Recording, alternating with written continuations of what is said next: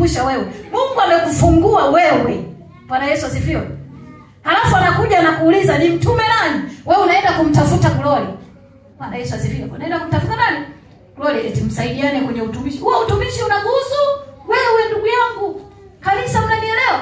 Ndio maana Isaya hakuwa na haja ya kusema kule nimemwacha Simon, kule nimemwacha Samuel, kule nimemwacha Ana, nitume mimi. Itika mwana wa Mungu. Haleluya.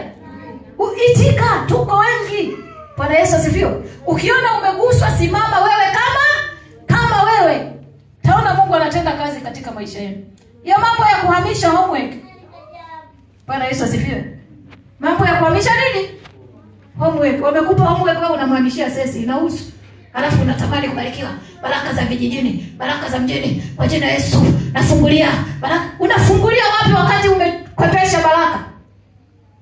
Maisha ya imani ni siri. Maisha ya imani ni fumbo kubwa usilolijua. Heri ukapata mtu akakufunulia. Kuna mambo ni ya kwako tu. Mambo ya community kama community. Community ni jamii. Mambo ya jamii tutayaleta, tutatangaza hapa. Bwana Yesu asifiwe. Tukishatangaza hapa, imeisha. Ukiona umeguswa kitu, fanya. Wewe ni Mungu amekugusa, ni Mungu amejifunua kwako. Bwana Yesu asifiwe.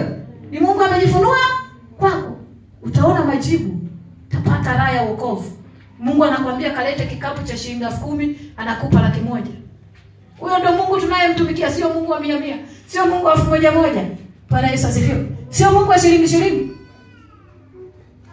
Amina. Sio Mungu wa shilingi 20. Hana upendeleo.